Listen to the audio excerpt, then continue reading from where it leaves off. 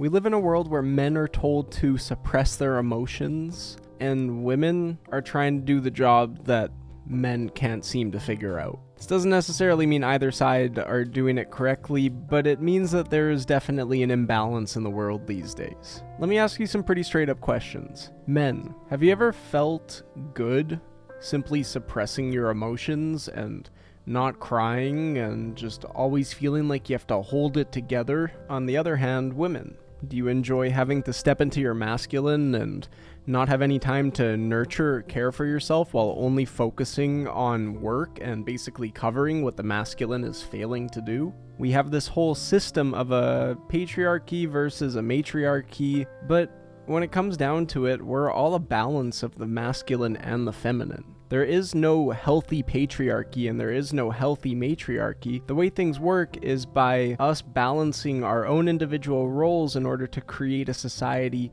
that is balanced. My understanding of a healthy masculine is a man that understands his purpose. He understands the direction that he hopes to carry himself and his family. A healthy masculine also isn't controlling, is not possessive.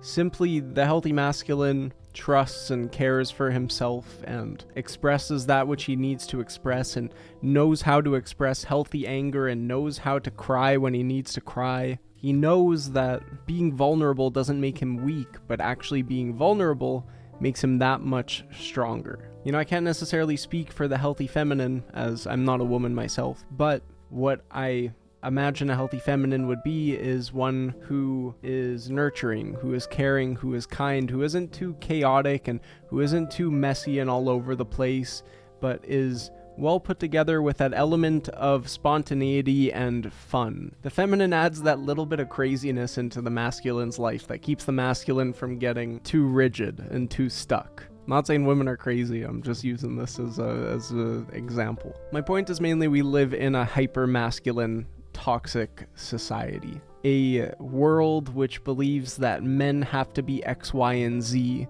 and women also have to be X, Y, and Z, instead of simply balancing that which is within ourselves in order to become the divine expression that we already are. That's all we gotta do. There is no defining what is masculine, really. There is no defining what is feminine, in the sense that it's already defined for us. We don't have to try and create the definition of masculine and feminine. We simply have to stop trying to be masculine and feminine, in the sense that we need to stop thinking that masculinity is suppressing emotions and being ruthless and volatile. And we need to stop thinking that femininity is just all over the place. I don't know.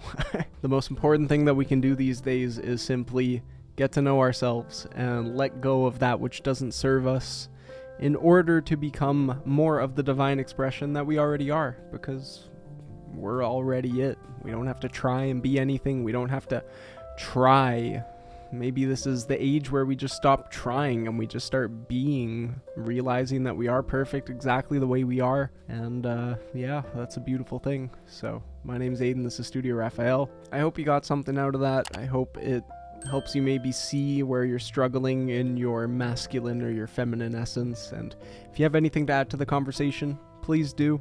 Otherwise, yeah, thanks so much for tuning in, and hopefully I'll see you around the studio sometime. Take care.